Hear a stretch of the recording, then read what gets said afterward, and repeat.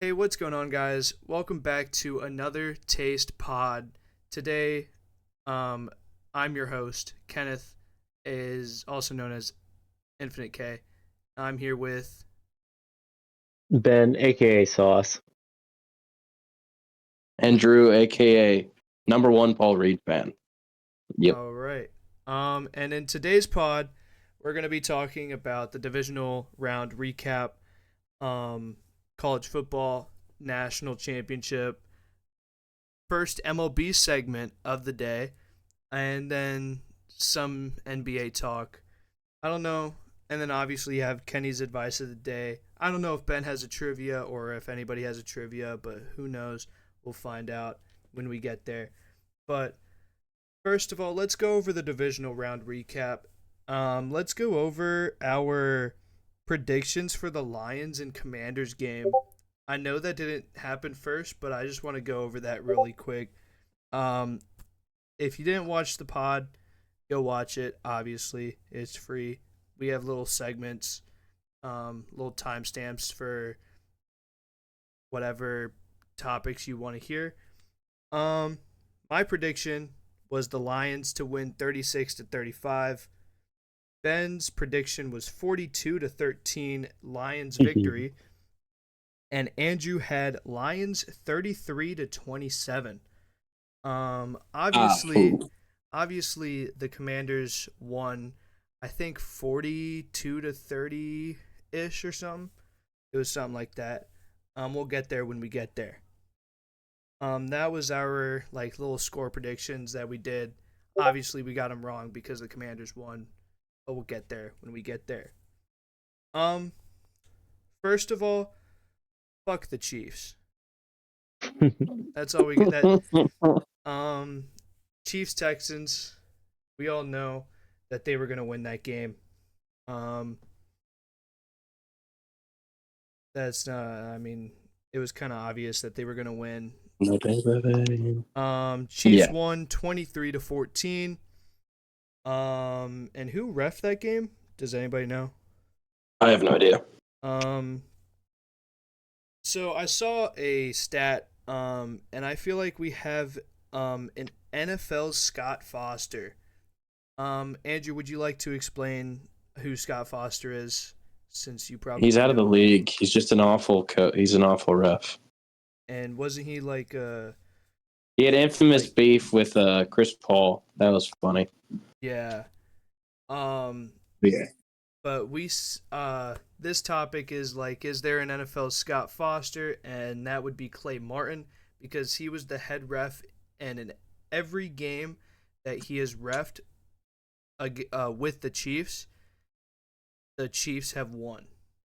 I believe the stat is 7-0 when he's reffing and the Chiefs are playing. Any thoughts on that? just a quick tidbit. What? Scott Foster's still in the league, and I got to see him in person on uh Sunday at the Bucks game at the meet and greet. But we'll talk more on that later. But yeah, Scott Foster is still in the league for the NBA, and I did He is? witness him. I'm tripping. I haven't seen him. There you go. All right. And then that will wrap up the Texans and Chiefs game. All we can say is fuck the Chiefs. DJ Stroud had a pretty good game. CJ Stroud's pretty good. Yeah, Texans outplayed the Chiefs on all fronts. They just couldn't No, execute. they didn't. They had the most yards. Penalties, they were So did awful. every other team. The Ravens had more yards than the Bills, Yeah, and the Rams had more yards than the Eagles. yeah, I did see that. Well, Okay, you can talk about the ref. There were some bad calls, but the Chiefs still. I mean, they attacked the awful O line. You also you what is it? How many points did they leave on the board with missed field goals and stuff? There were some uh, bad calls, but this is not the refs giving the Chiefs the game outright. oh yeah, um, that's true. Kaimi Fairbairn did miss what, two It field was goals and an extra it was point or two, something. yeah. That's Yeah, 6 points, and yeah. there was a lot of points left on the board. Oh yeah. That is what ultimately lost the Texans the game. But obviously, everyone's gonna blame the refs, because they did call a The lot refs of weren't great. yeah the most of the penalties were called on the Texans. That would explain why people would blame the refs. But it is what it is. Chiefs won. That's all we gotta say. Next I mean, is. Ooh, continue. that flopping is so annoying. Oh yeah. That was Um. that was. Yeah, when Patrick Mahomes got hit Yeah, it softly wasn't even and called, but fell to the ground, it it was like, throw the flag, throw the he's flag. he's doing the classic James Harden where Oh yeah, he's using the NFL's rules against them and exploiting them, like what was it, the unnecessary roughness when he's moving out of the pocket to the right and he's weaving their defenders, and right as the defenders are closing on him, he just sits down and they don't even hit him. They elbow him in the head. They're like going over him and then they call it. yeah, Yeah, I understand. I understand the annoyance of the refs, but the Chiefs were also just a better team. They have a better defense. Travis Kelsey is like the epitome of Unk still got it, oh yeah, to where he still made people miss. He just doesn't have the speed he used to. But yeah, I mean, I'd still think. I mean, even with the couple bad calls, it wasn't the Chiefs still won this game. If you take away those calls, I don't think that it just means the Chiefs would lose at all. I think they win this game either way. It's yeah, just annoying. It's just really annoying. But yeah, we can move yeah. on to the next game. All right, the next game would be the Commanders versus the Lions. The score was 45-31 Commanders. Um, what do we have here? We have uh Detroit lost because the defense was hurt, obviously. Most of their week 1 starters were on IR at some point. 25. Yeah, like their Yeah. entire roster was on IR at some point. But there could be something else wrong. Does anybody want to start, or will I start this one? Was it 5 turnovers? I Yeah. mean, the defense obviously didn't play good enough, but they still put up 31. They Oh gave yeah. up 5 turnovers. I mean, if we can go down each one, the first year golf interception sucked. The JMO turnover is inexcusable. Yeah. Like when you're doing those trick plays, something that they try to drill into you is if you don't see it, you can't force it as a wide receiver. You just can't. I can't. I mean, I can't believe he tried to think like it was covered and he still tried to throw it. That was awful, and the fumble was awful. Yeah. I mean, you just don't win a game like that. Look at all these, every single one of these divisional games. Almost basically, it's the Ravens turned the ball over 3 times, the Rams turn the ball over, and the Bills don't, the Eagles don't, and the Commanders don't. Yeah. I mean, that's the definition of playoff football. It's key. It's controlling the ball, and that's what we're seeing so much more and more. And that's why I'm still some happiness about Jaden. Sorry, Jalen and Jaden, but we'll talk more about the Eagles game later. That's still huge. Ben, you got anything about that? No, I don't have anything to add. All right. Yeah, I want to talk Well, about if we're Jade Daniels. yeah, well, We'll get Jaden there. Jones is We'll get there unbelievable. in a second. No, We'll actually, get there in a no. We'll second. do it right. Oh, yeah, we could do it right Yeah, now. let's Yeah. just let. I have some. I actually do have some thoughts on both these teams. First, I actually have a question. What do you guys think for the Lions' future? Is it doom and gloom? Are they about to fall off a cliff? Because obviously we have Ben Johnson signing with the Gone. Bears as their head coach. He's gone. And Aaron Glenn, he's probably going to be gone. They're going to have a complete overhaul of coordinators, just like how the Eagles did 2 years ago, where they lost all their coordinators and they fucking fell off a cliff because they decided to hire. Well, they moved their quarterback coach, offensive coordinator. That guy sucked. Are they screwed? No, they're I not screwed. I do think they'll take a step back next season, but I still think they'll be. I was gonna say they'll still win their division, but that division is just so tough. I don't know. I think them or the Packers definitely. I There's think the gonna put up a fight. I I think the don't think the Bears Bears might. are. No. I think the Bears. I mean, they'll be might have a better. shot. They'll absolutely be better. I mean, there was a time this year where we're like, this is an unstoppable force of a team. Obviously, that stopped, but that was stopped. But were they? They were the Hail Mary away from being 6-2. I think so. And then they were- didn't win another game, Oh yeah, which is I crazy. feel like that Hail Mary, Until the last game. that Hail Mary kind of ruined them. Oh yeah, the season was just downhill from there. Yeah. But yeah, I've seen a lot of people be doom and gloom on the Lions, and I would say if it's anyone like the Lions organization, they're probably gonna find some people. They're not gonna be able to produce the same thing because Ben Johnson is a beast. He's so smart. Oh yeah. I mean, you can't. How if Jared Goff turns it over almost maybe one time, they maybe win this game. What did he turn over 4 times and Jama threw the interception as well? Yeah. So it was 5. He had 3 interceptions and a fumble, and Yeah. J-Mo threw that interception for the 5th one. Say he only fumbles and Jama throws interception, or you take 2 turns or maybe they might be in this game. Because that fumble was also a scoop and score. Or no, yes, it was. Yeah, that turned he in. threw pick 6. Yeah, I think the fumble was a scoop and some yards, but it was awful. It was so bad. Oh yeah.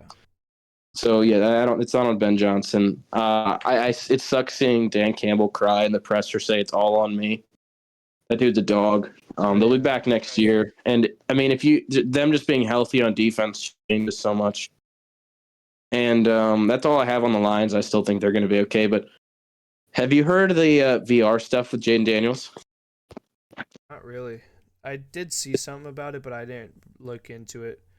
This is such an interesting story. So when Jaden Daniels transferred to LSU bought out this German VR thing for their program, where basically they acquired it from Germany, and he can basically whenever he wants to. The story goes is he was sitting on his couch, and he was just reading defenses on his couch through VR.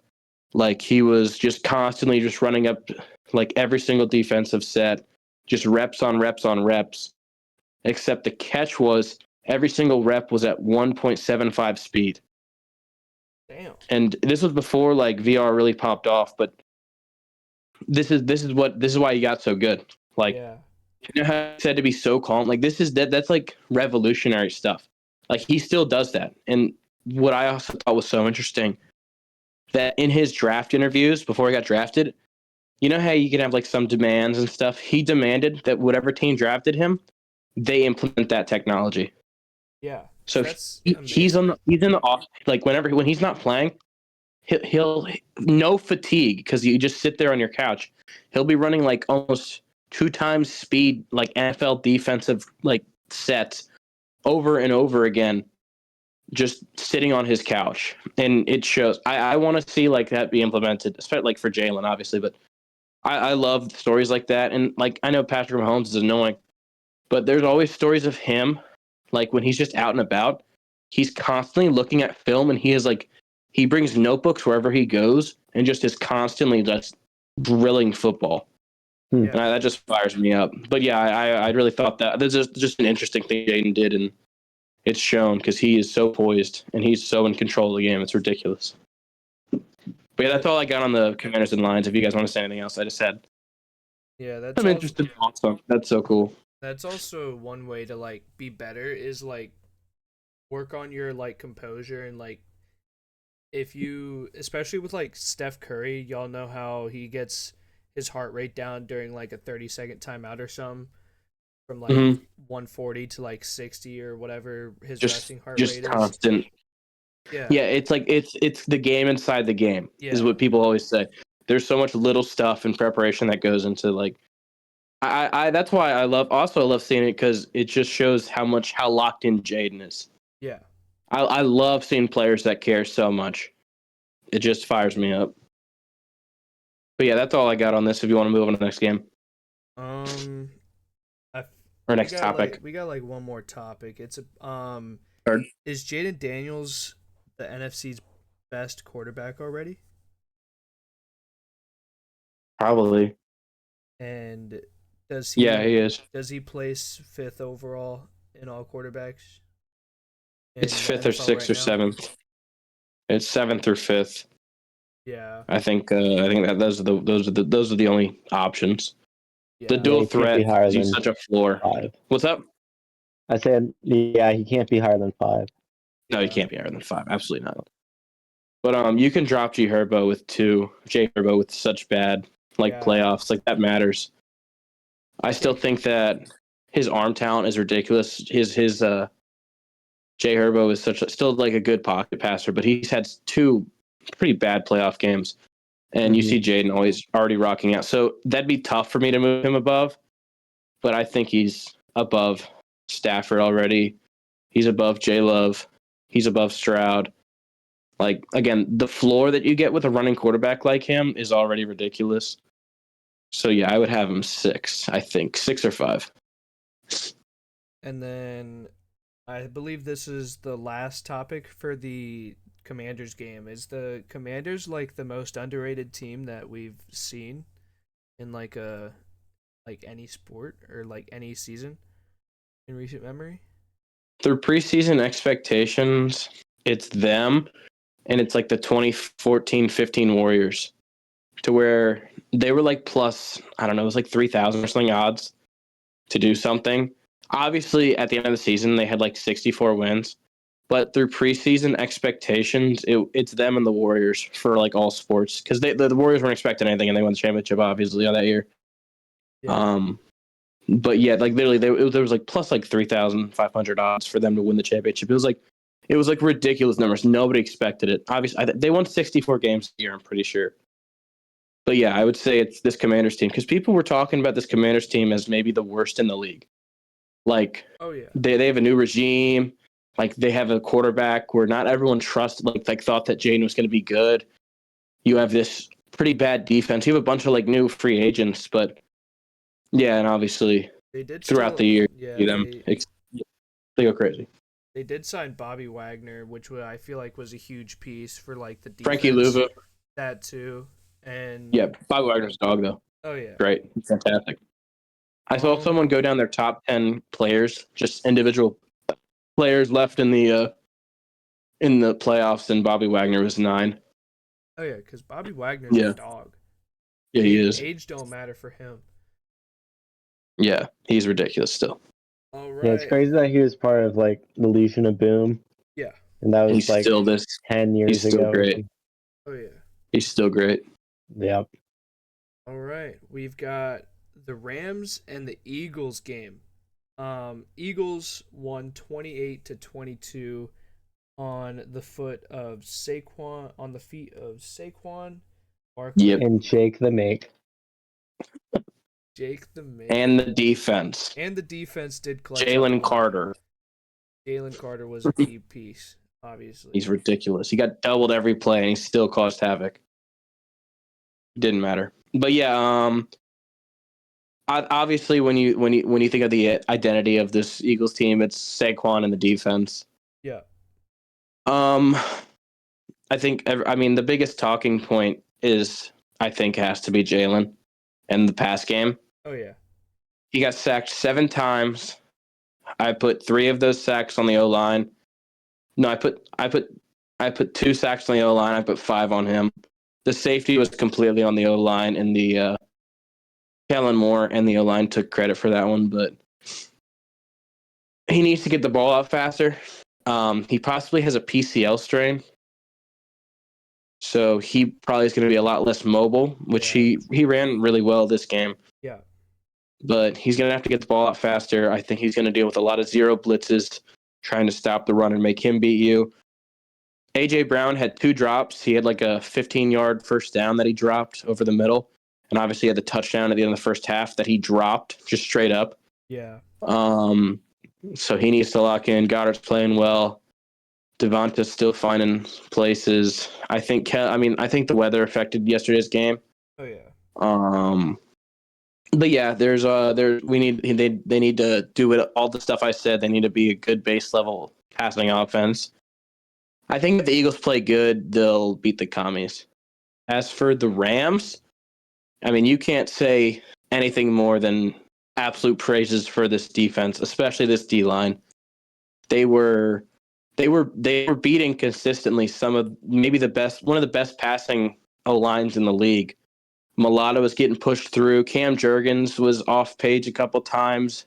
Lane Johnson got beat.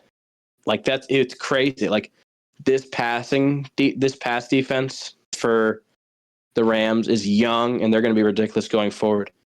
As for the offense, Kyron's one problem obviously all year has been fumbling the ball, which comes alive again with an insane Jalen Carter punch out that really, really switched the game because that was off the safety. It was 16-15, and all the momentum was going to the Rams.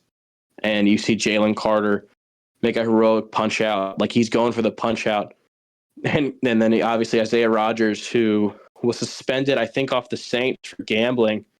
He was playing good there, and he comes in and does okay. He gets head topped by Cooper Kupp and gets a 50-50 interception ball taken away from him. Other than that, I thought he was pretty okay. He had a great he picked up the fumble from Jalen Carter's punch out, and he ran it, and he was able to set up a score there. That was huge in us winning the game. But we win this game off the defense and obviously off the legs of Saquon Barkley, who's having one of the best running back seasons of all time. I just did a little Yappuccino there. If you guys want to, anybody else want to put their 2 cents in on this game? I think we can piggyback off of what you said about Saquon there. Should the MVP conversation continue into the playoffs? It hasn't ever. Same with the NBA. It's a regular season award. No, I don't know. Ben, what do you think? No. Yeah, I mean, it is what it is. It's a regular season award, and obviously you're able to see that MVP doesn't mean everything. Yeah, A cool accolade and everything, but when it comes down, Lamar's winning the MVP. I mean, first team All Pro. People vote on the MVP as well. So obviously the odds switched immediately when he was named first team All Pro for quarterback. Yeah. So yeah, it's probably going to be Lamar. But yeah, go Birds. Jared Verse is a dog. Did you guys see him talk trash before the game? Oh yeah. Yeah. And taunt the fans. Did you see what he said after the game? No. He gave respect to the fans. Wow. He said they talk shit and they talk shit and they backed it up. They never backed down. They were giving me hell the whole game.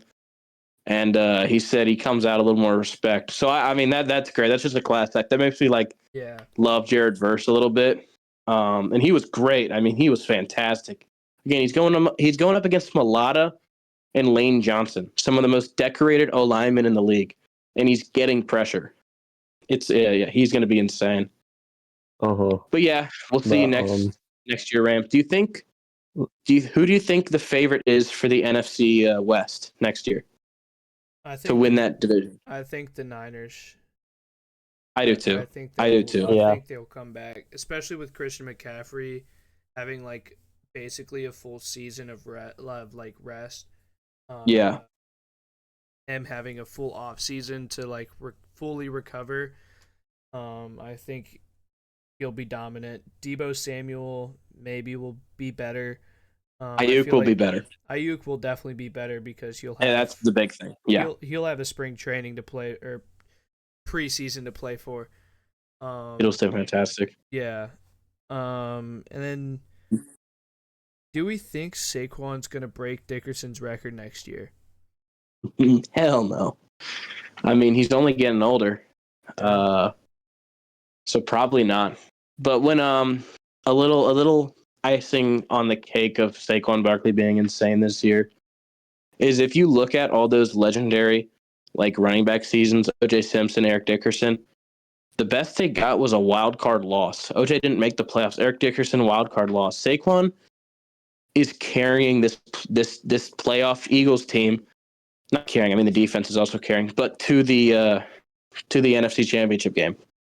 So when there is an argument for best running back season of all time, if he pops off again against the Commanders, then there's an argument like full body of work, regular and playoffs. He's the best. Oh yeah. Yeah. Ben, did you want to say something? I cut you off for the NFC West question because I was just kind of rolling, but Oh no, I was just saying, kind of depends on who their quarterback is for the Niners. Going that's going to be a good question. Yeah, it's going to be interesting. I mean, I have no idea who they're going to have. It's up there. They're probably going to pay Brock. All things considered, they're probably going to pay Brock. Yeah, I think they will too. Yeah. But the last thing I had about the Eagles game is they shot themselves in the foot, and before the halftime, specifically where they had an 8-play, 18-yard drive, and they were down to the Rams' 30-yard line on 3rd and 8, and then Jalen Hurts got sacked for 9 yards. That was a bad one. That was one of the bad Hurts sacks. And they had to punt, and then to end the half, I mean, they were at the Rams' 32-yard line, 2nd and 8, with 30 seconds left in a timeout, and Hurts sack fumble, and they recover at midfield, and then he got sacked to end the half. Yeah. Again. No, he that's him holding the ball too long. He's not even getting it out. I think he is a little hurt to give him any excuse, but not really. He just doesn't. He's always held the ball for a long time. A lot of people are comparing him and Josh Allen's stats because they're basically almost identical, except Jalen had a little more running yards and Josh Allen had another running touchdown. But they basically threw for like the exact same amount of yards, same efficiency. The only difference is Jalen took 7 sacks. But yeah, if you look at all of Jalen's playoff wins, it's all around like hovering around 130, 140 passing yards with a good run game and just efficient, like no turnovers. Granted, he had 7 sacks this game, but we'll see how he plays against this Commies defense. I still have some faith that he could play better. He's not been great. And then, is that it for that little segment thing, I guess? Yeah. Yeah. And last but not least for this Rams-Eagles thing, I don't want to make it too long, but what do we think Cup's future is?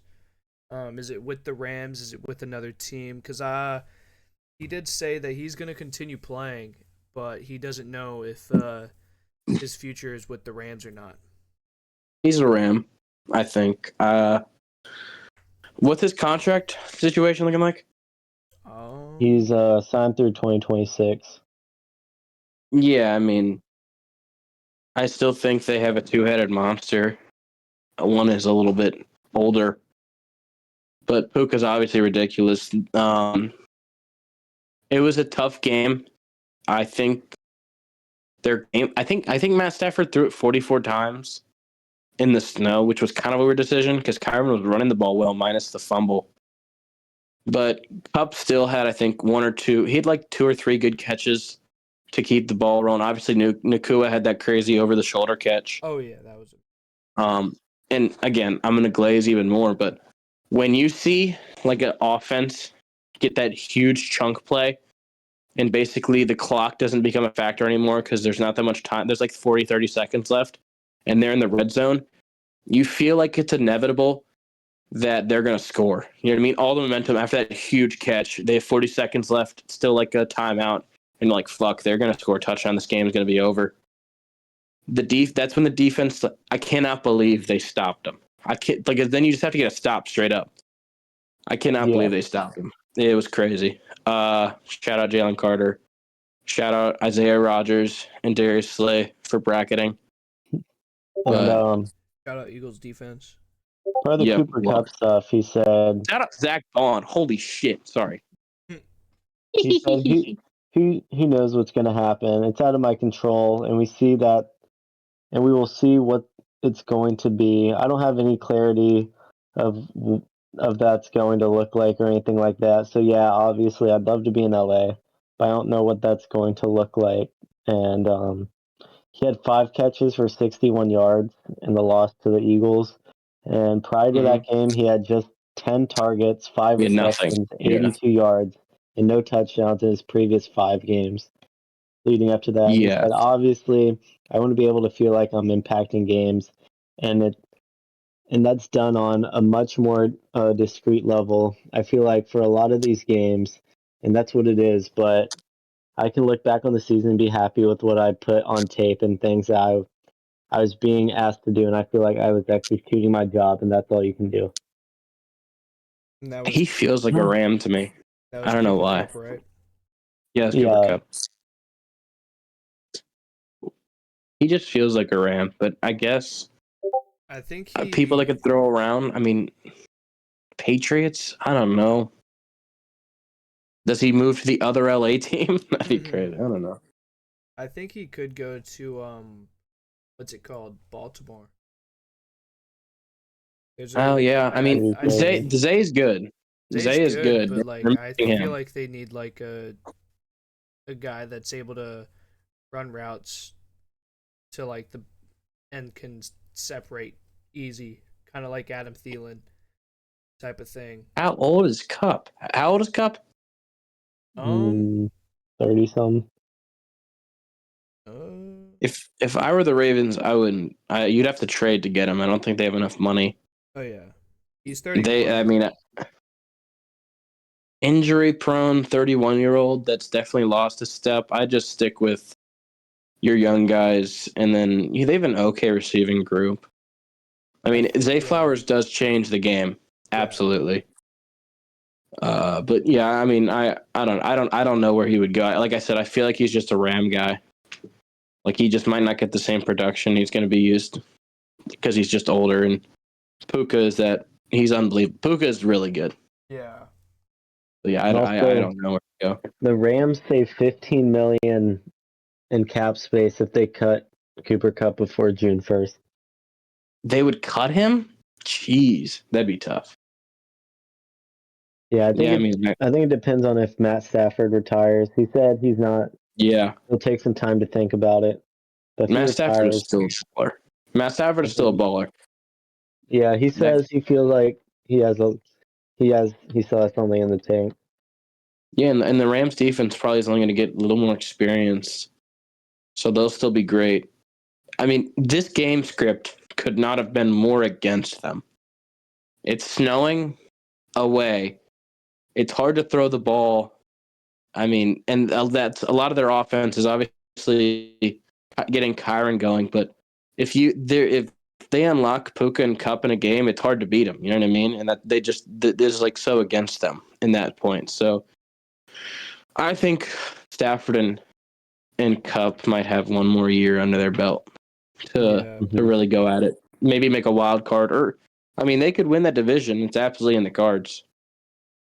It's not like unthinkable to think them. San Francisco would be my favorites to win that division. Yep. All right. Keep rolling. That'll wrap up the Eagles and Rams game. We have the Bills and Ravens game. The final game of the night. 27-25. Bills victory. Is this a typical Lamar game or unlucky Lamar game? Like just unlucky for both teams, or just an unfortunate game for Mark Andrews, or is it both? I want to hear what you guys think first. And you got this? I think one of y'all got it. I didn't watch the game. Okay. I was at the basketball game. Oh, that's so true. That's fair. I feel like Lamar had his Lamar moments, but then I think he stepped up. He definitely fixed it really quickly, especially after that first interception that he threw. I think he only threw one, right? Then he fucking fumbled, the worst fumble of all time. He's prone to fumbling. That's why like most people. He got was it 9th of the year? I think so. Yeah. Ugh. It was a lot of fumbling. Oh yeah. Did not activate in real life. Yeah. I think Mark Andrews, he honestly had a good game. It's just the very unlucky 2 drops that he had. And the fumble. the fumble too as well. I feel like Snow, obviously, you just gotta hold the ball with two hands, especially when the ball's like slick like that, slick and wet. Um, Obviously, that's just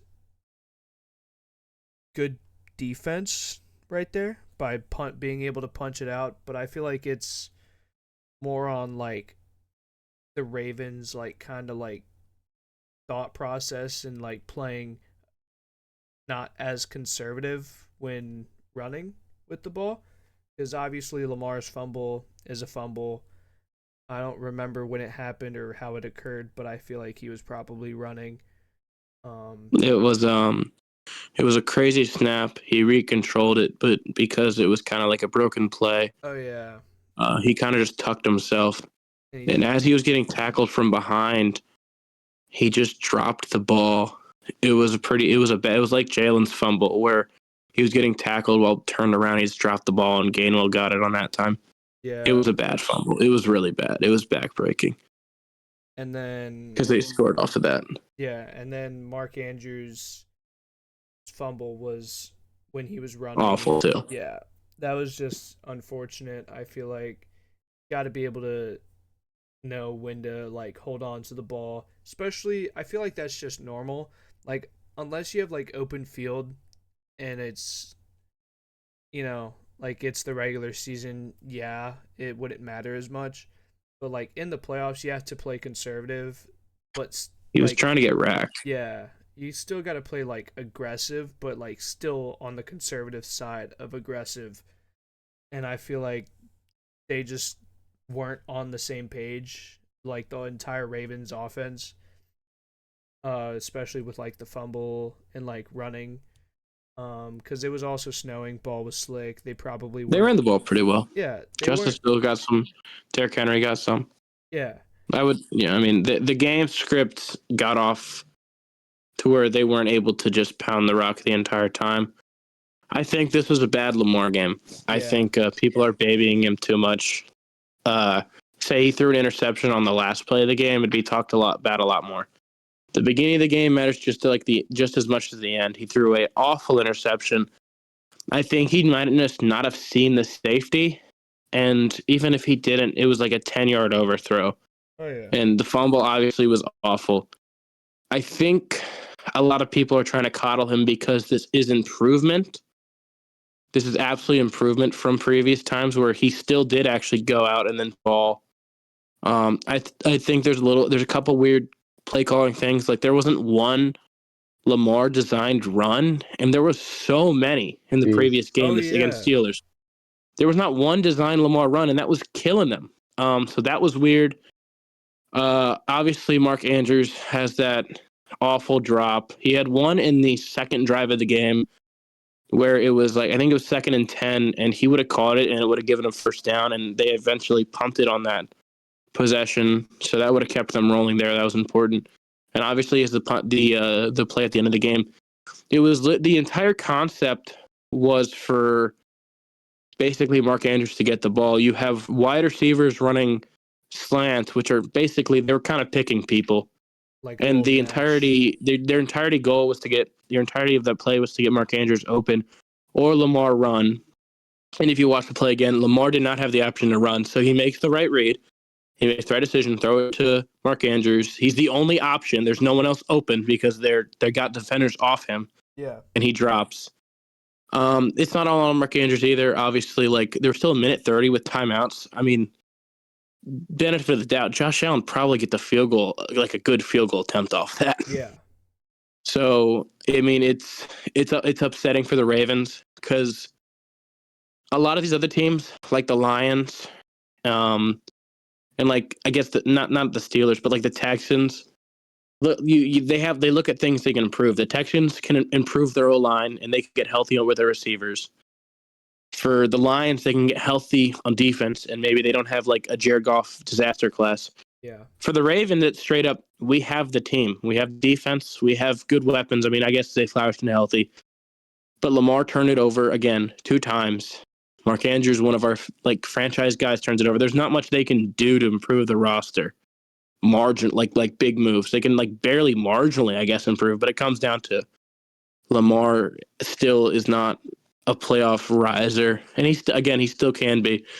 Playoffs are a small sample size, could change any time, but that's my thoughts. It's an improvement, but still not good. I Bada bing, bada also boom.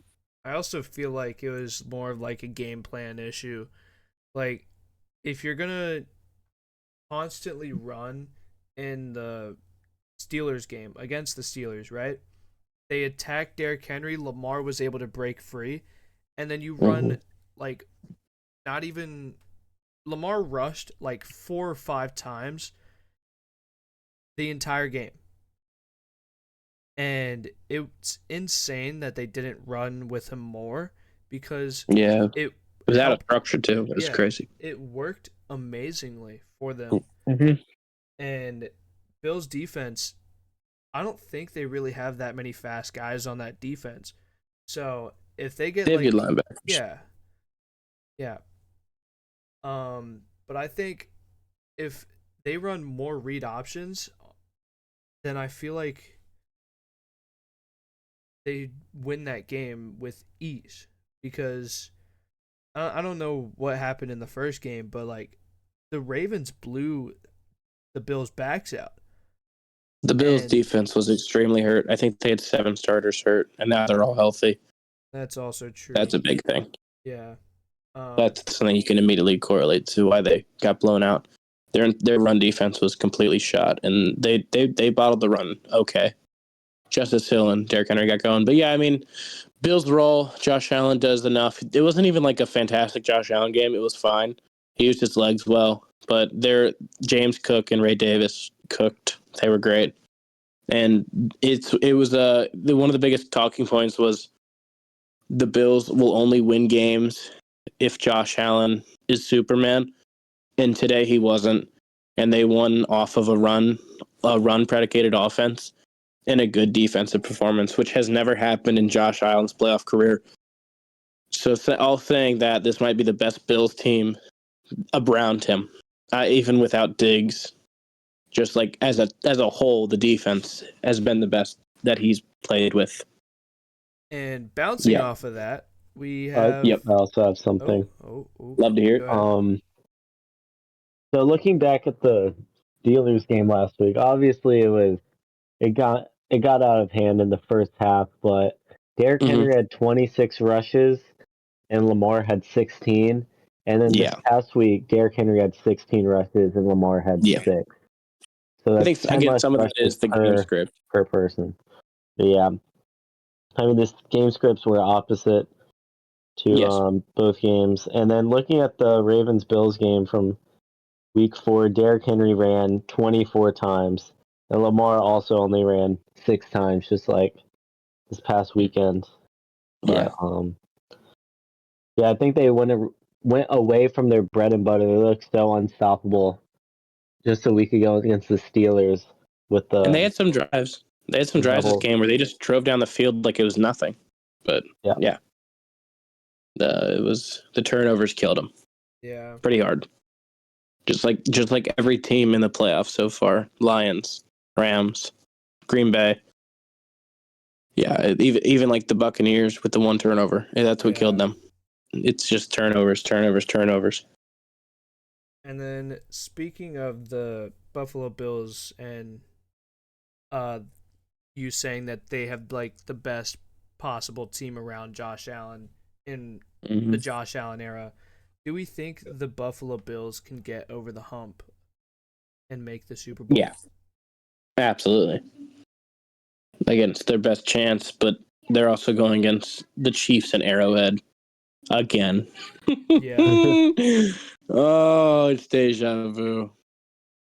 But we'll see. Do you want to move into predictions?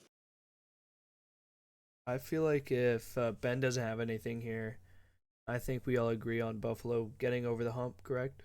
No, well, do you want to get into predictions? We can get into predictions. Ben, what were you going to say? I know. I was just going to say, Andrew and Kenneth, who do you think has a better shot of beating the Chiefs? The Ravens or the Bills? Like, Do you think the Bills have a better shot beating the Chiefs, or do you think if the Ravens had won, do you think Kansas City had a better chance of losing? And obviously this is a fake scenario, it's hypothetical. In the hypothetical where the Ravens do win, Lamar doesn't turn the ball over, and they stay rolling with a dominant offense and a good defense. And if that was the case, I actually did have the Ravens beating the Chiefs. That was my prediction, is that they would stay rolling and they would not be turning the ball over. But obviously, Lamar did have those 2 costly turnovers that really do flip the game because they scored off of them. So in this hypothetical, it's them rolling with no turnovers, or at least not enough to affect the game. So I would have them beating the Chiefs because I think that, again, they have the most possible game script of dominating a game. The same thing happened again, and it's so sad. Have you guys ever seen the graphic of I'm so excited to watch my team play, and then I'm gonna kill myself, and then oh gosh, we won or whatever? Yeah. Yeah, I've seen that with the Ravens, except there's no "I gosh, we won." It's just I'm gonna kill myself. Yeah, it's tough for them. I see a lot of Ravens fans sad, and I mean, yeah, it sucks. I feel like both teams could be able to beat the Chiefs, or would beat the Absolutely. Chiefs. Yeah, they can, and both of them have a chance. I agree on the turnovers factor because Yeah, the turnovers happen will again. hurt them. Yeah. Oh yeah. All right. The conference championship game predictions. We have the first game. We have the Commanders and the Eagles. We'll do a score for every game if you want to. Yeah, we do Sure. it for both games. Go Birds. I have the Eagles winning. Yeah. I'm actually going to enemy territory. I'm going to go over to my uncle's house where there'll be probably 20 Commanders fans with Commanders jerseys, and I will be proudly wearing my Devonta Smith jersey, fully decked out. It's going to be hostile. I'm going to get named. There might be a fight started, but I'm not even joking. They will be rooting for Jalen Hurts to be hurt every single sack he takes. That's just the type of fans they are. It's the worst. But I'm going. Yeah, that's so but go Bert. I guess 30 35 33. Wow. I like that. Ben? Yeah, it's gonna be close. I have the Eagles. I candidly haven't been the biggest Commanders backer. I mean, I had them losing by 30 to the Lions last week, and they surprised me. But they lost to the Eagles in Philly already once this year, and they did split the series, but it was a Mickey Mouse win after Jalen Hurts got won. injured. I do think this is where their Cinderella run ends. I mean, I'd love to see the Commanders in the Super Bowl. I think that'd be a great story, but I just don't think it's gonna happen. I have Eagles winning, say 31-17. Ooh. What? I like that. You have our defense stopping Jaden that much? Yep. I think he's inevitable. I think that's why. I mean, I have us barely squeaking it out. I think he's inevitable. But yeah, Kenneth, what do you got? I personally have the Eagles winning this one. We have a clean sweep of Philly here. I feel like, it's a divisional matchup. It's a huge rivalry. Some would say massive. And the score, I feel like, is going to be close to start because obviously the Eagles start slow. And then I feel like the Eagles will have it in the playoffs. Yeah, that's true. They did step up, but I feel like Saquon's gonna roll all over them. AJ Brown's gonna get in the game. I feel like Jalen Hurts is gonna pass for at least 250 yards. Damn. And AJ Brown's gonna have himself a game, and it's gonna be 45. No one can guard him. 26. He cooked Marshawn Lattimore. By the way, did you guys see they took Marshawn Lattimore off Amon-Ra? Oh yeah. And then he was crying. Hmm. Did you guys see him crying on the sideline? Yeah, they took him off and they put him on their back. Like they put him on like Patrick, not even JMO. Tim Patrick? Like Tim Patrick. Yeah, Wow. they put him on Tim Patrick. Yeah, it was sad. So they're not. I mean, if AJ Brown and Jalen can get rolling a little bit and just keep getting those quick slants. Again, he dropped one of the slants, and he also dropped the deep ball. That's on him. That's not on Jalen. He put those in good. That was 2 good balls, but hopefully they step up. And I think if the Eagles play well, then they'll win. If they play bad, then I mean, this sounds stupid. This is like a stupid thing to say. Like obviously, if you play well, but if the Eagles play well, we'll win. But yeah, I know. I said 45-26. I meant 45-27.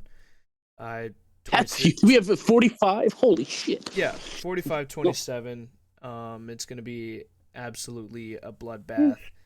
And then the game of the week, probably.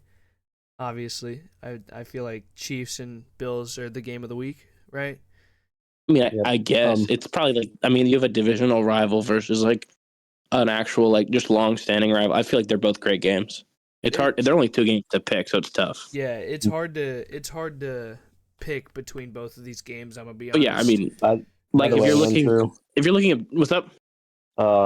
Week 11 when y'all played in the Lynx, the Commanders only scored 18. So for me to say I understand. Crazy. Jaden, that's when he was playing on those injured ribs. That's true. Remember how he was hurting? He was like he started off really hot, and then he was like people stopped talking about him, but then he turned up again.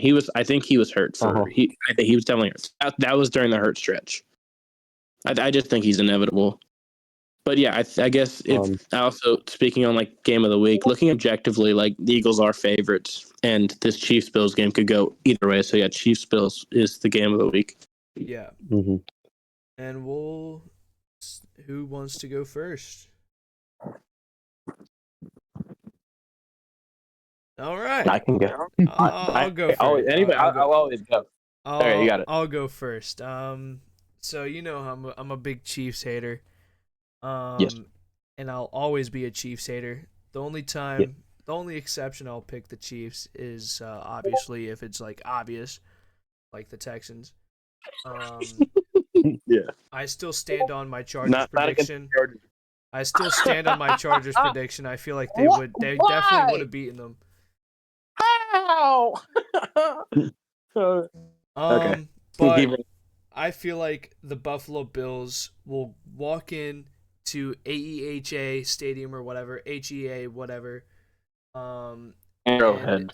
We'll call it Arrowhead, but whatever. Yeah. They'll walk into Arrowhead and they will beat the brakes off of Patrick Mahomes and the Kansas City Chiefs. I feel like the defense is just going to play outstanding. I feel like Patrick Mahomes is going to have one of his worst games of his career. And I don't think he eclipses 200 passing yards. And I honestly feel like he throws at least an interception. That's just guaranteed. And I feel like the score is going to be a solid 35 to... I'm going to go with, 14. 35-14 Bills. Oh my God. That's such a crazy score. Ben, you want to go or you want me to take it? So in my prediction, before the playoffs started, I had Eagles, Bills, with the Eagles taking it all. And it's coming together nicely. Yeah. Eagles are 6.5 point favorites, and Bills are 1 point underdogs. But 1.5. Yeah. But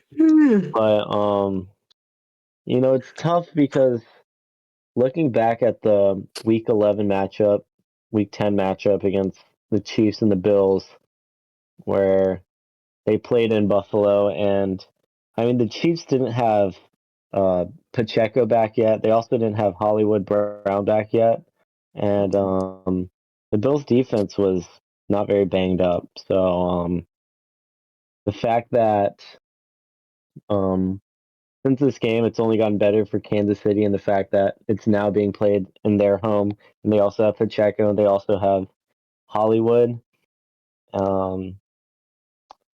I unfortunately think the Chiefs are going to win, but I'm pulling for the Bills. Wow. If I had to give final score, it's going to be 24-21 with Tyler Bass missing the game tying field goal. All right. Fantastic. What a flip in the Oh, I haven't done my prediction. Yeah, I mean, beginning of the year, and I'll keep riding this wave. I predicted that I was saying to everybody that I could talk to on about football that the Bills were going to be good this year, and it was not going to matter at all that they lost fucking Gabe Davis, trash ass, and Stephon Diggs. Stephon Diggs. Yeah, like it didn't matter. Or Davius White. No, it was never going to fucking matter. White, yeah. But I generally don't know who to pick. I think I'm gonna ride with the Bills.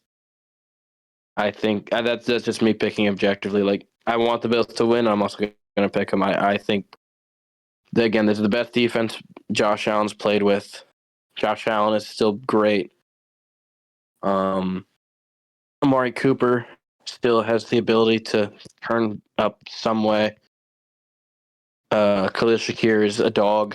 He's one of my favorite players in the NBA, fantasy, and other NFL. He's just awesome. What's up? You said NBA. One of your favorite players in the NBA. Well, you know what I meant. I'm just yapping here. I meant the NFL. But yeah, I have the Bills winning. They'll finally get over the hump. Please don't let it be a repeat Super Bowl. Nobody wants that. I know everyone's like dream is like Bills Commanders, but obviously I want the Eagles I want Eagles Bills. That would be fun. Yeah. Because that's one of my favorite playoff games I've ever watched. I mean, the regular season games ever. It went to overtime off of Jake the make 60-yarder. That's how we pushed it to overtime. Then you had a drive, and then Jalen icing with like a 30-yard touchdown run to ice in overtime. The last time Bills and Eagles played in the Kelly Greens at home. So I would love a little rematch of that. And I love Josh Allen. I love a lot of the players on. I love Matt Milano. I love a lot of the players on the Bills, but score prediction. 30-27.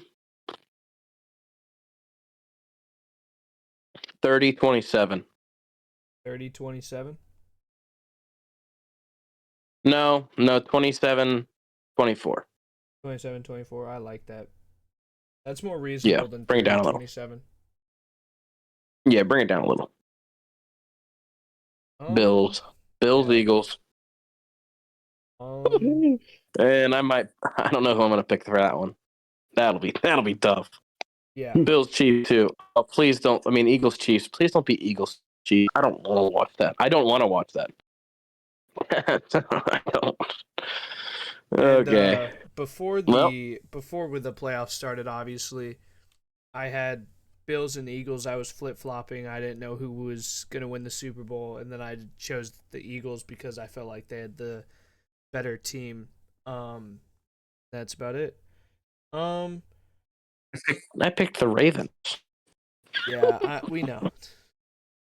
Me and Ben both picked the Eagles to win it all. Thanks. All right. We have potential Robert Saleh buzz. With him interviewing with the San Francisco 49ers as their defensive coordinator. Anything on that? Not much, but that would be great. I mean, say one thing: the Jets' defense fell off after Saleh left. He was never given adequate team around him. I think he'd be great there. That's it. That's all I got. Ben, you got anything? Yeah, that's about it. I mean, it's gonna be a good addition. All right, and Kevin O'Connell So they Kevin got him. O'Connell got extended. I think it was what, 4 years? 4-year extension? I'm not sure. I don't know. I didn't add this. That's great. I didn't add this to the topic list, but I do know that he did get extended early because there was talks of him potentially being traded to a different team. Yeah, that was weird. Yeah. That's good for the Vikings. He's great. He's not the reason they lost that game. Oh Yeah, that's great. And then Jeff Ulbrich hired by the Falcons to be defensive or offense coordinator. Defensive coordinator. Defensive, heard. Defensive. Ben, So he was talk about that? he was the interim head coach for the Jets after Robert Saleh got fired, and he did a good job with the defense in the years that he was there, and their defense fell off once he was promoted to head coach and somebody else was promoted to interim defensive coordinator. And he's been with the Falcons before, and this is, I think I speak for a lot of Falcons fans, this is an underwhelming hire. We had candidates like Steve Wilkes and the defensive coordinator for Michigan, and we hired one of Raheem Morris's best friends, which is a theme for Atlanta, hiring friends and former coaches to come back. And we're just our offensive coordinator away from having the same head coach and defensive coordinator as we did in 2020 when we fired Dan Quinn and we went 4-7 in that stretch. Who was your dream defensive coordinator, if you could pick one?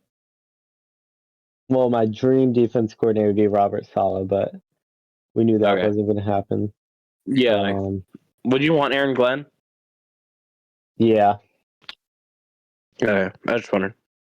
But he also wouldn't make a lateral move from DC there to defensive coordinator here. Yeah, he want a head coach position here. Speaking of Aaron Glenn, I saw earlier talks of Aaron Glenn potentially becoming the Jets' new head coach.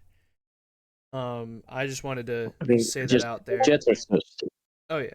The Jets are so stupid. Why did they fire Saleh? It's so stupid. That's about it for the NFL. We need to get Jay on here as a guest. Do you want to round out like the coach talk? Do you guys want to round out the coach talk? There was a pretty big one. Chicago Bears. Oh yeah, that's not on the list. I don't know where. I don't know. One of the biggest. That's huge. Anybody want to talk about it? Ben Johnson signs with the Chicago Bears. I believe that was huge. Last night. I'm pretty sure, or yesterday. It was yesterday. Yeah, yesterday. Yeah. Ben Johnson and Caleb Williams pairing up in Chicago. I feel like that'll help the Bears out a lot. Especially with their offense. I feel like if they can get, I think their defense is fine. It's just their offensive line is not able to help support Caleb Williams. I think the wide receivers are going to be okay. There's okay. One of them's getting old. Other one is okay. He's a veteran. And then the third one is going to be in his sophomore season. It's a mid receiving room. Yeah. Yeah. Overrated. I think Ben Johnson will be able to turn it around, especially with the offensive line. And that's all I gotta say. It's their chance to establish a culture in Chicago that hasn't been there, especially not under Matt Eberflus. So that's what the city wants to. They want to get behind this team. But I think it's going to be so interesting that a Bears-Lions game is going to be awesome. Oh, yeah. Every NFC game is going to be awesome. It is going to be awesome. Yeah, exactly. I guess I actually round out the coaching talk. Do you guys have any predictions of who's going to be the head coach for the Cowboys? Deion Sanders. I heard they might. They're so trash. I heard they might promote an offensive coordinator. They were also they're trying to get Kellen Moore back. I was like, please. Yeah, that's pretty fun. Yep. Okay. And Keep rolling. that'll wrap up the NFL segment for today's podcast. Yep. We're about an hour and 6 minutes in. It's okay because that was our longest segment. And now on Yes, it to was. the college football segment. This game was shit. It was awful. The first three What was it? quarters were pretty bad. I saw LeBron We did see LeBron. We also multiple times. we also saw TikToker Bryce Harper there. Hey, Bryce Harper, TikToker Bryce Harper. He really has been grinding out those cooking recipes. Oh, Thank you, yeah. Bryce Harper. Thank you, Bryce Thank you, TikTok. Harper. We also saw the GOAT debut a new song. Oh yeah, Travis Scott debuted a new song, 4x4. Who knows when that'll drop? Hopefully Friday. I thought it was going to be live, but it wasn't. Yeah. It was a pre-recorded. It was pre-recorded, yeah. Yeah. It's okay, because he was actually there on the field in the pregame, but it doesn't matter. Keep going. Yeah. We're talking about not the football game right now. Sorry, guys. I brought up Lapuki. Ohio State was dominant, but almost blew it at the end. I don't know if y'all watched it after y'all said y'all were done watching it, but I sure did because why the fuck not? Yeah. The Ohio State Buckeyes offense was just slow in the second half, especially late in the fourth quarter. Did they what I clicked off of the score. They won 34-23. On the box score, it looks, or just based off of looking at the score, you'll think that Ohio State blew them out. They did. They went it was up, close for a second. Yeah, they went up. Notre Dame started the scoring on their first drive, held Ohio State to 0 in the first quarter. I didn't really watch the first half, but then Ohio State scored 3 unanswered. Yeah, they turned out 21 unanswered, and then I believe they scored another 10 to start the third quarter. And then Notre Dame started coming back. They started clawing their way back. They got a touchdown and a 2-point conversion to make it a 2-possession game. Then and then I think Igbuka fumbled on the very next drive. I think with like around 6 minutes left. And Notre Dame scored again. And then Ohio State got stopped. Back. Notre Dame came back a little bit, made it a game. It was like 31-23, and then Ohio State was gonna they were gonna run the clock out. It was like 3rd and 4, and they take a deep shot on it was so sick. A little vertical to Jeremiah Smith, the freshman phenom. What a goat.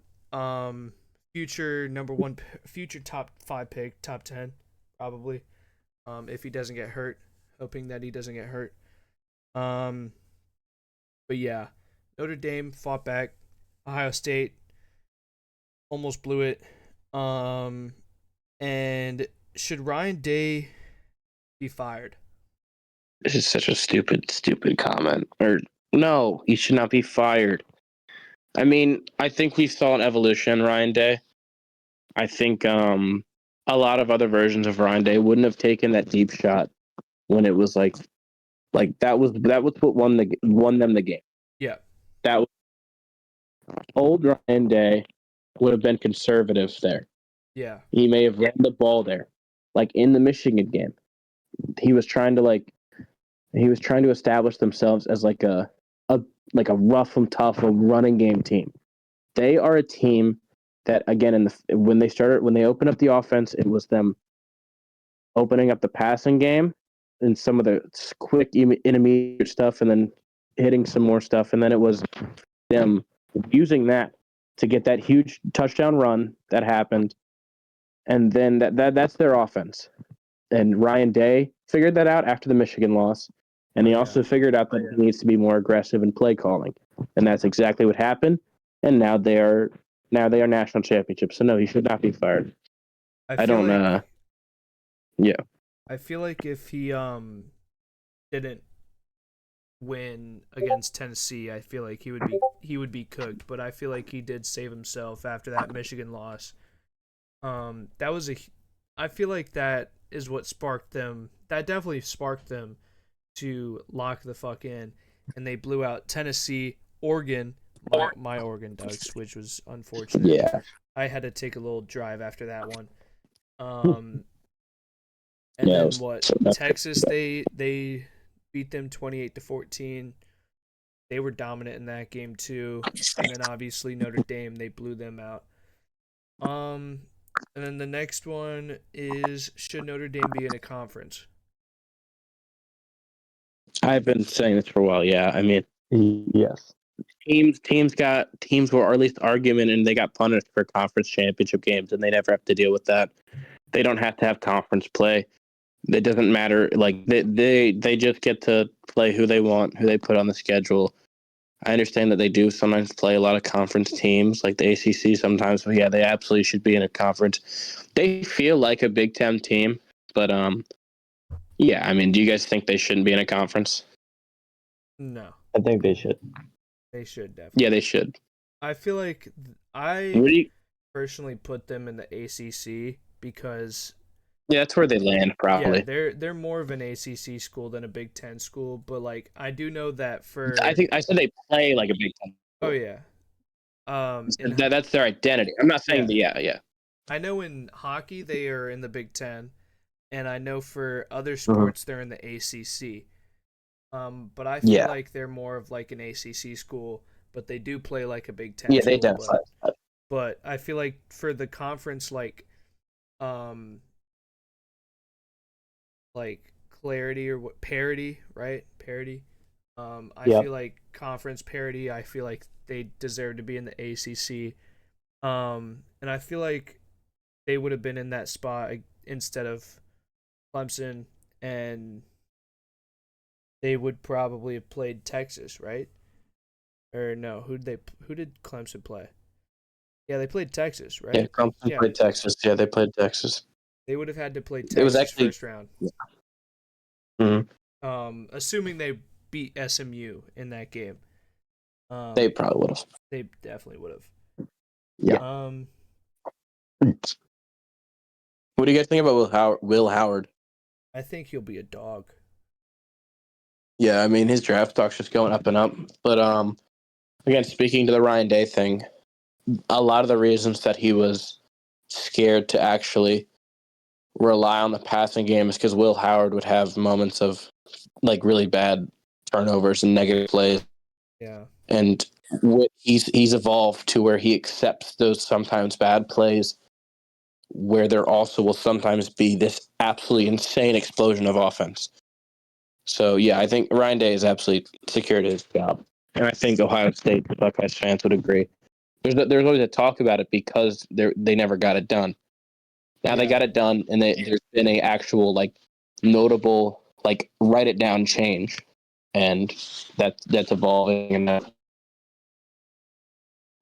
yeah, that's all I got on this game. and then My prediction correct. do we think that Ohio State was actually the best team in the country in the entire season, or did they just get hot at the right time? I mean, I think like I've been saying, I think they were the best team. The Michigan loss is tough, and again, if you go back to it, they didn't play their brand of football. They tried not to lose the game instead of trying to win the game. Their defense was always unbelievable. Their defense almost won them that Michigan game by themselves. Their defense is fucking ridiculous. And they rolled all the best teams. So yeah, I think they're the best team. I mean, I get that. I don't know. I don't like. I guess the Commanders are getting hot too, if you want to say that. Yeah, But I think in baseball is the most like momentum based sport. 100%. Stats are just yeah. That's more 1,000% than 100% there. Exactly. Yeah. Exactly. And the last So little slot that we have for this college football segment is Steve Sarkisian extended with Texas for 7 yeah. more years. That's a lot of years, and that's like what 2 years with Arch Manning. Yeah, I know. This is crazy. Oh yeah. What do you guys think, Ben? You got any thoughts? Steve Sarkisian was the Falcons' offensive coordinator, and he was bad. So at least he has found his footing somewhere far away from Atlanta. I guess like a couple hundred miles. But yeah, was he at Falcons? Like, was that after Bama? yeah, Yeah. I mean, some guys just can't make it in the NFL. Yeah. And I mean, to his credit, like he did turn Texas into a much more winning program when he got there. The second he got there, I guess that's the reason they're locking him down. But I don't know. I mean, horns down. Fuck Texas. Of course. This is funny. Yeah. That you have 7 years. Yeah. I mean, if they keep Arch, that's fun. That'll be cool, I guess. But yeah, that's all I got on this. And then that'll do it for our college football segment. If y'all have anything else for this segment, No. Speak your word or forever hold your Hokies peace. are winning it all next year. Absolutely not. Top Watts the year incoming. So one of my mentees, I used to play football at one of the best High school football programs in my state. I was a wide receiver, and one of my boys, our quarterback, just committed to UNC. Shouldn't I be talking about this? One of your boys? One of my boys. Yeah. He's one of my boys. He's boys. How many touchdowns football. did you catch from this guy? Yeah. 10? He was just a young buck back when I was a young. Oh, okay. Was he? Yeah, I got you. He was a JV guy. Big ups to him. Yeah, Kenneth, do you have anything to add?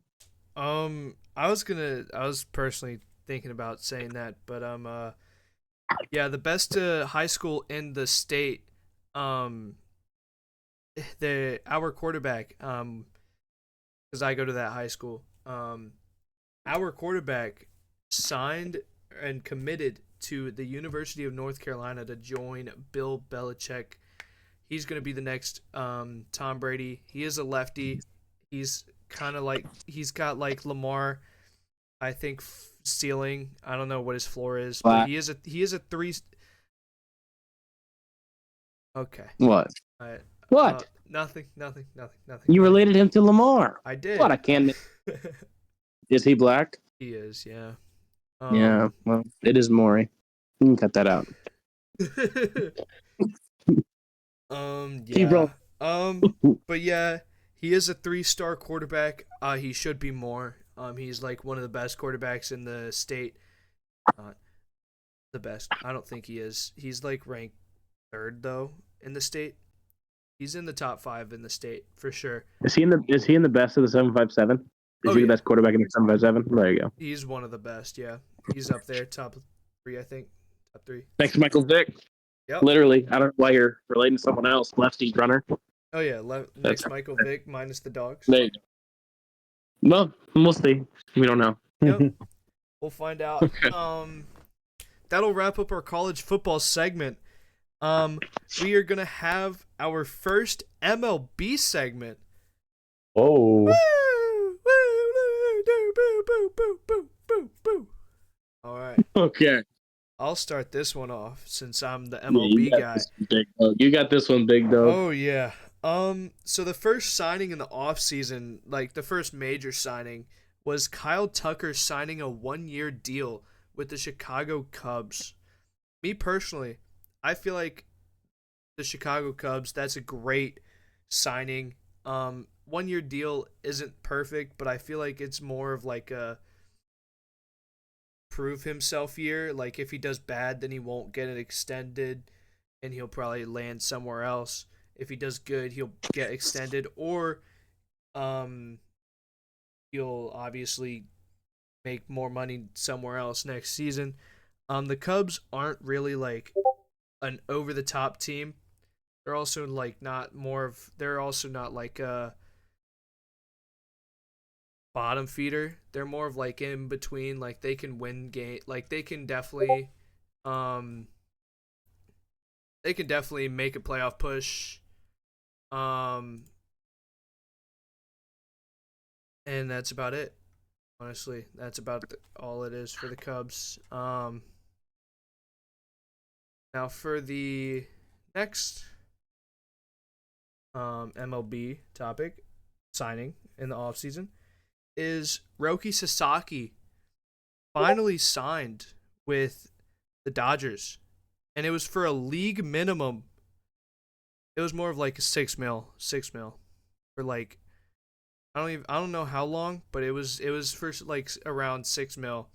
Dodgers signing Roki Sasaki, making them probably one of the best off seasons in recent MLB history. Because the Dodgers are signing so many pitchers. We signed Blake Snell a while back at the start of off season. Got Roki Sasaki. I think we signed Kirby Yates today. And then we signed someone else who is a pretty good closer. I think last week. Dodgers pitching rotation is probably one of the best in baseball. Can we all agree about that? Yeah. Dodgers are unstoppable. Dodgers on paper are looking like the most unstoppable force. And they've got who would you want to pitch in a 3-game wild card series out of all 5 players? You got Shohei Ohtani, you got Roki Sasaki, Tyler Glasnow, Blake Snell, Shohei Ohtani, Dustin May. Who would you want to pitch in a 3-game series? Pick 3 starting pitchers. Max Fried, Spencer Strider, and Max Fried's on the Yankees. I know. Jensen. Kenley Jansen. Whatever his name is. The black guy, the closer. Yeah. Okay. And Charlie Morton. Charlie Morton, I don't know where he is. I think he's a free on agent. The Astros. Oh yeah, and can't forget about Max Verlander. Yep. Justin Verlander. Yeah. And Max Scherzer. I think I confused him with the F1 racer, Max. Something. I don't know. Anyways. Do we think the Dodgers will go back to back? Yeah. Yeah. And, as much as I know about baseball, all I've heard is like, even if some people get hurt, which I know you're worried about, it doesn't matter. They'll still be unstoppable. I mean, we did have injuries to our pitching staff this year, but like, we also have Blake Trinan. We even have Dustin May coming back from his Tommy John surgery like a few years ago. We did lose Walker Buehler. He is on the Red Sox now. Rest in peace, Buehler. He's a dog. And that'll do it for the baseball segment. Yeah. Let's go to our NBA segment. If you still want to do that. Let's have a Bucks versus Sixers recap from Ben's meet and greet. This will be led by Ben himself. What a game! Since he was at the game.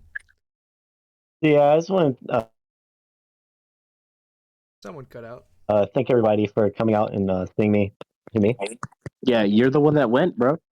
Oh, no, Kenneth said somebody cut out. That was you. Oh, I cut out. Yeah. Anyways, So yeah, I just want to thank everybody for coming out. I had a blast. Paul George, he wasn't able to play, but during a Sixers timeout, he came up to the stands. He noticed me. So he was a big fan. And then he was like, "I know somebody that is dying to meet you." And then he FaceTimed Joel Embiid, which I wasn't expecting. So I was A like, big "Yo, what's deal. up?" And I think he regrets it because I kind of grilled him about his foul baiting. And then I went home and I lost a subscriber. So Oh, Oh wow. sorry, Joel. But no, it was a good time. Giannis did his thing. Dame had he was in the teens. Maxi was crazy. He had Yeah, he's 37, I ridiculous. think. Don't look at his He was their efficiency, team. but yeah, Yeah, he's their whole team when that's PG how and it Embiid basically is. Yeah, But yeah, it was good. I got to see Scott Foster, the PG, the Giannis, Dame, everybody. Gershon Yabusele was out. I wish you were PG, able to see him. Embiid. Yeah, Who else everyone was was hurt. out? Caleb Martin was out. KJ Martin, who's actually been really good. And KJ. Yeah, And then we had AJ Green out as well as DeLon Wright. basically equal. Yeah. A lot of people had AJ Green jerseys, which is very peculiar. I mean, It's just because he's a I think it's dog. for one Yeah. reason. Because he's white. Yeah, well, he's no, that's Milwaukee. It's Milwaukee. But yeah, I was able to see on socials. This is a big turnout. Yeah, a lot of fans showed up. Was it like 300 at the meet and greet? Yeah. It was awesome. It was cool to see. Just They also worldwide. had I don't know if Andrew, if you watched the during timeouts, but they had a tic-tac-toe game where two guys start at half court. It was in commercial. Okay. Two guys were at half court and then they would have to run and score a layup on their respective hoops and then they could move they could put down an X or an O, whatever they were. And Yeah, I've seen it before. so it was 2-2. The first guy decided to put it in the middle, which is not a good strat. And another guy put it in a corner, and then it was 2-2. And then the guy who put it in the middle didn't see where his other X's were. So he picked up one of his X's that he already played and moved it to another spot. So he basically lost a turn, and then he lost, and it was kind of cringe. And this is embarrassing. This is how good the game was. Yep. This is the most breakdown we're getting of the actual game, and it is a commercial break, just on court game. You love to see it. Yep. Fantastic stuff. But yeah, Alright. it was. We have an NBA trade that happened that went down a few hours ago. Are we? No. Okay. If we're going over an NBA trade, it's going to be Nick. Did we go over Nick Richards? No. Oh, what? I think that's We're doing that Nick Richards. We're not doing the pick swaps. I'm going to kill myself. Kenny Beecham said it's a pretty big trade. I mean, it's did he? He shouldn't have. It. It's marginal. I mean, you're trading for a backup center, and you're going to try to force him into a possible starting role because Yusuf Nurkic doesn't fucking play anymore. Like, he's a great backup center. He's a good rebounder. He's a good defender. But I mean, it's just not going to matter. I love the idea, but I like Nick Richards. He's definitely a player that I was like. If it was Nick Richards or Andre Drummond, I'd probably want Nick Richards, but it's like they're pretty close. Like, what is it? It's a cool player. Definitely a cool player. But yeah, I mean, I don't. It doesn't affect the trajectory for the Sun too much. It was sorry if you weren't able to see. Nick Richards was traded from the Charlotte Hornets to the Phoenix Suns. He's like a youngish player. I think he's closer to his 30s than his 25s. I don't know. Just But he's cool. I don't know his exact stats, but he's a good rebounder. I think he's just 7 foot tall backup center who they're going to try to force into the starting role, and you're going to see more and more flaws. He's a great backup, though. I get it. The Suns are just fucked. Yeah. Oh. A little ramble there. Yeah. Kind of went in circles. Anything else that we've have for today? I have trivia if we're done with pod topics. That's What are we at? What are we at time wise? We've got an hour and 30. Should be Let's all right. finish. Let's outro this bitch, and we'll do a trivia episode. Right. Unless Ben, how long is this trivia? Because usually they're It's like only 20. Okay, I'll let y'all know what it is. It's top 10 jersey sales from the 23, 24, 25 season, this past season. It's only 10. We can do that, and we can fit it. We can do that. We could fit that in the pod. Yes. Pod heard. So I was thinking about how to score this. They're rated like number 1 to number 10, and I think Do we need a scoreboard, or are we working together? yeah, sure. All right. No, y'all are going against each other. Okay. So I think like if you get the number 10 player, you get 10 points. If you get the number 1 player, you get 1 point. And y'all will go back and forth, guessing, and obviously if you guess wrong, it's the other person's turn. So you don't get anything wrong for guessing a player wrong. So like I'll say Kenneth, and then he'll say Michael Penix. He's not up there. And I go to Andrew, and Andrew will say Drake London. Yeah, I'm like, he's number 5, and then Andrew gets 5 points. And we'll go until all 10 are guessed, and then we'll tally up. So I get the idea. Yeah. Who wants to go first? Want to do? I can start it off. Okay. Are we ready? Yeah. Are we ready? Yes. Okay. How many points is that? What'd you say? Oops. So I said Jared Goff. Oh, Jared Goff is not up here. Yep. We're doing top 10 jersey sales for this past season. Yep. 24-25 season. If we guess one right, That's we go again? Correct? Or no? Nah. No. No? All right. Oh, yes. Nah. Go with Jaden Daniels. Yep. Jaden Daniels is number 5 on the list, so All right. And get back to Andrew. Lamar Jackson. Lamar Jackson is not up here. Wow. A good start. I'm gonna go with Malik Neighbors. Malik Neighbors is not up here. Fuck. Damn. I'm gonna roll with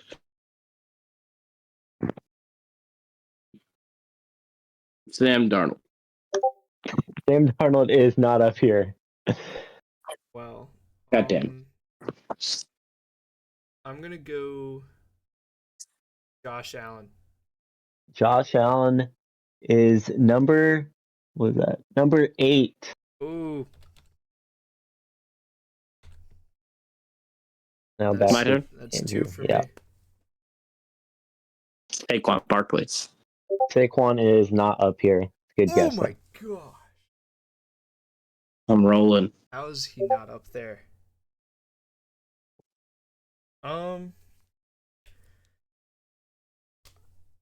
Patrick Mahomes.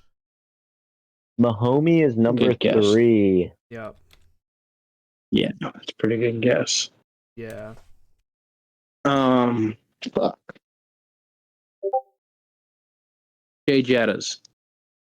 Jay Jettas is number 9. Damn.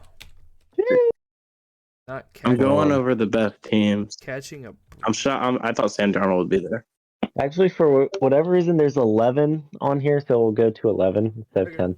So if we get Okay. if we get number 1, do we get 11 points, or is that? There you get 1 point. Oh. So is it the least, or Yeah. how's that? You want to get like the fringe guys because it's harder because Well, it's supposed to be easier to get the number one guy. Okay. But Okay. Got you here.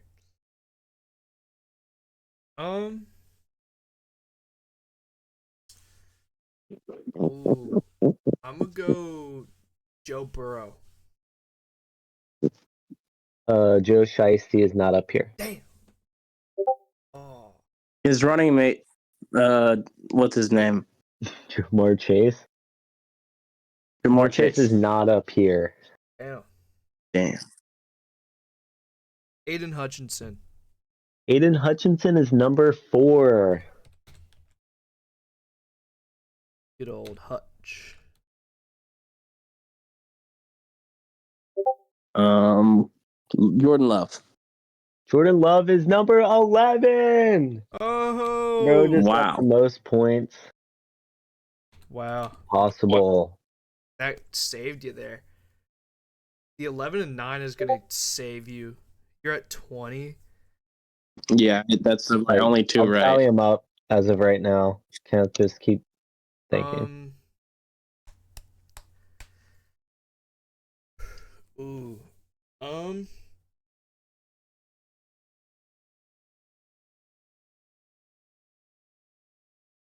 It's 20-20 right now. That's crazy. With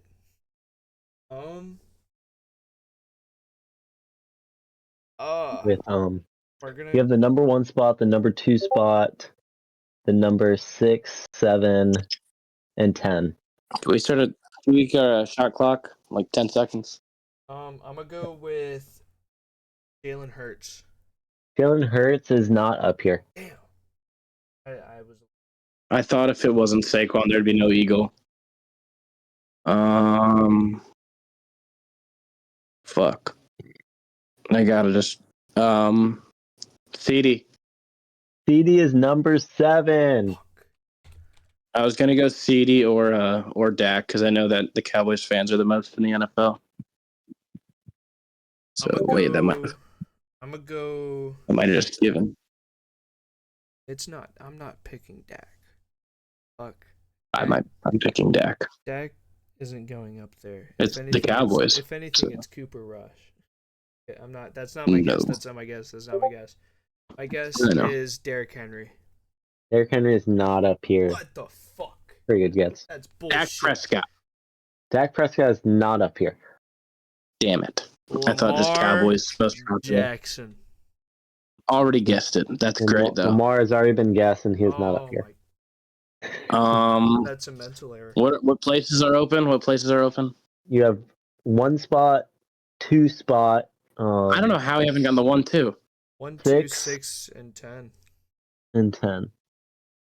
Who's like? I'm thinking of all the good teams. Are these good teams? Let's see. Playoff team, non-playoff team. Non-playoff team? Playoff team, and non-playoff team. 2 and 2. 2 non-playoff teams? What the fuck?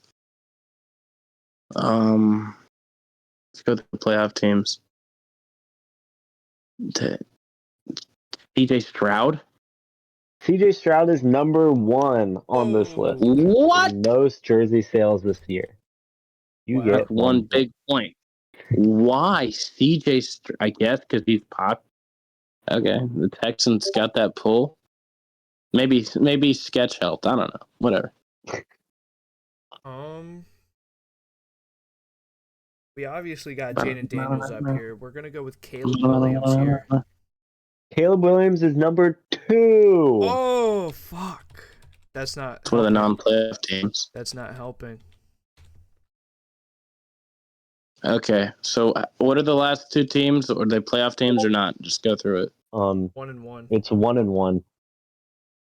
Okay. You need the number 10 spot and the number 6 spot. Right There's now, no Eagles. 28, Andrew, and 22 for Kenneth. No more Green Bay. No more Eagles. Probably no more Commanders. Vikings, no. Lions, probably not. We already went Goff and Hutch. So Kenneth has to get the next 2 right in order to win. There you go. Kelsey. Kelsey? Yeah, Kelsey is not up here. diddly darn.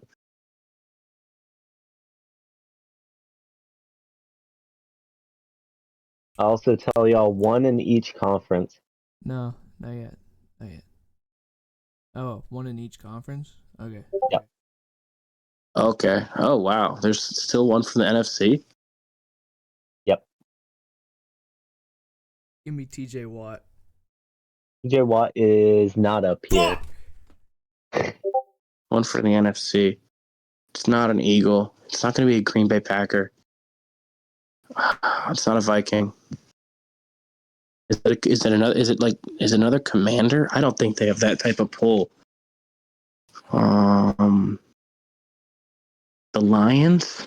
It's a Lion or Commander. Fuck it.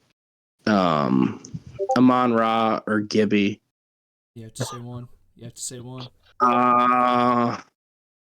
I'm going Amon-Ra. Amon-Ra is number 6 on He the is? list. Why do they have that much pull? How is Jared Goff not on here? I don't. That's insane. Keep going. We'll round it out, I guess. So, as y'all know, the last player is a non-playoff team in the AFC. Non-playoff team in the AFC? It's Myles Garrett. It is not Myles Garrett. Fuck! That's a good guess. God damn. Non-playoff team. Were they on the cusp of a playoff berth? Kenneth, you want that info? Okay, he's not here. No, they weren't. I said no, not yet. Oh, okay. No? Okay. Well, he already told me. I know. So dog shit. Who's dog shit? The Patriots. Drake May. Fuck. Yes. Not Drake Mac May Jones. is not on this list. Oh, that was a good guess, though, I think. Yeah.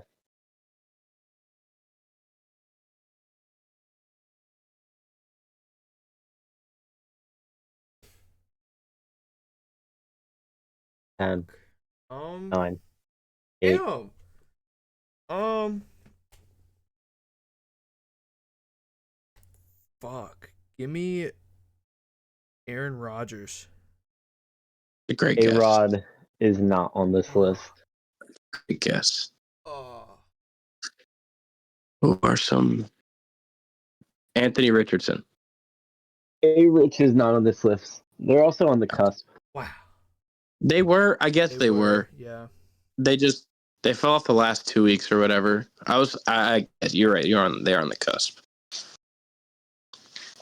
I should have guessed the other guy from that division. Maybe not. He was dog shit. Brian Thomas Jr. That is not the guy I was talking about. Not on the list. Damn. If it was going to be, it'd be T-Law, and I was thinking about guessing T-Law, but I was like, there's not Jacksonville fans behind T-Law right now. I know. Who is dog shit? Miami was close.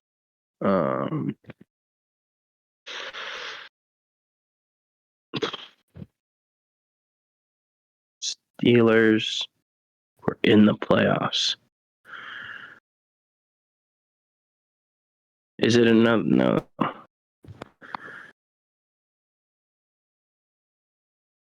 No. I can't think of a team. I'll guess I'll T-Law. I don't know. T-Law is not on the list. Yeah, I have no idea.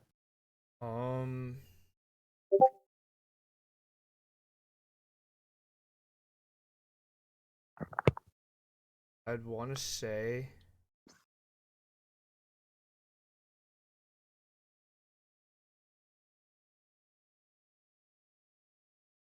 is it Max Crosby?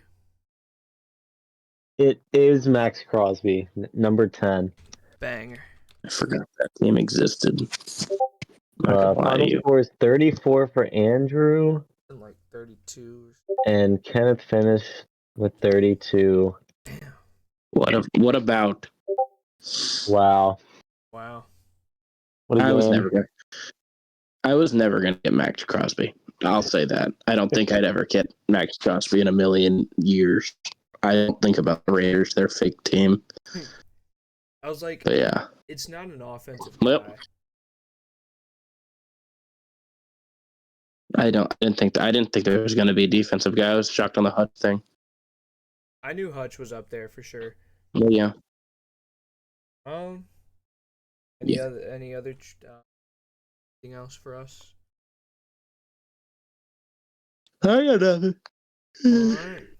Ben, you got anything Joel else? Embiid is dodging the Nuggets again. Of course. You guys seen that? Yeah. He's been hurt. He's gonna be hurt for another month. He's gonna die. He's I dead. bet on Sixers plus 12.5. Why? Yeah. How'd you do that? Because Yeah. no, it was Sixers Maxi plus masterclass. 14.5. Oh. Okay. It's a possibility. If Dembona is not our starting center. Right. Well, we'll That'll see. wrap up. They start- Kyle Lowry was also out. And Andre Drummond. Oh, that's a Miser. big loss right there. Yeah. Yeah, well, Drummond sucks too. Wow. They're 0 We're and so 5 in good. your last 5 games. Yes, I'm aware. I watched some of the Knicks game. Just cause. Yeah, it was primetime game, and I turned on the TV and it was up there, so I watched. I heard. I was gonna say like y'all were down by like 15, and you made it close, and then I thought y'all lost it, and I went to take a shower, and I was gonna be like, Philly tried to come back in the game, and I came back, and y'all were in OT. I was like, oh. Yeah, that was crazy. Maxi was crazy there. The OT sucked. We didn't do anything in overtime. I watched the fourth quarter of that game. But yeah, it's a tank. I don't even know. We probably shouldn't tank. I don't know what we should do. Whatever. That's neither here nor there. Thank you guys for listening to another episode of the Tastebuds podcast. As always, find us in our other YouTube channels. I am actually gonna put up a little off-brand but a One Piece video going over Wano. I love that too, and probably more in depth on the Eagles, where I probably just rant out the games for more and more, going in depth on specific stuff. Other than that, you guys can find these guys. They're churning out videos, great content. Other than that, we'll see you next week. You guys got anything else? Kent, do you have any advice of the day? Last second. He did. Oh yeah, last second advice of the day. Can you guys hear my farts, or is that quiet? I could talk about the Don't you do it. what Don't happened? do it. Let's just keep it Okay. up. No, we're not gonna do that. Nothing. We're outroing. Unless you have an advice of the day. It's just to it's gonna be quick. It's gonna be like really quick. You're good.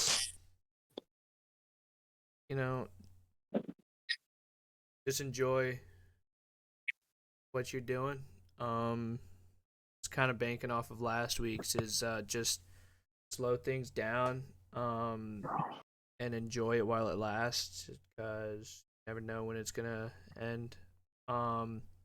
Next thing you know, you could be living perfectly, and then in a blink of an eye, you could be down in the dumps like really quickly.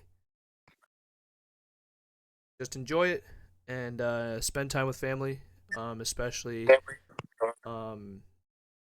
if you go to like Super Bowl parties, or like if you go Valentine's Day or birthdays coming up. Make sure to spend time with family and just enjoy it. That's about it. Thank you guys for watching and or tuning in to this week's pod. And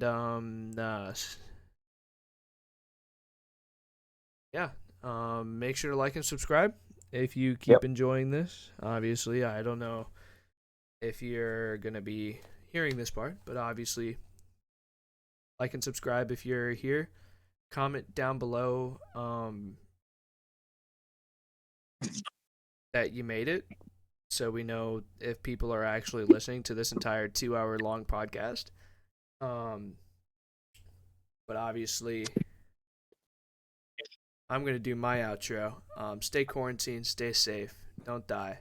Love y'all, and peace. And peace.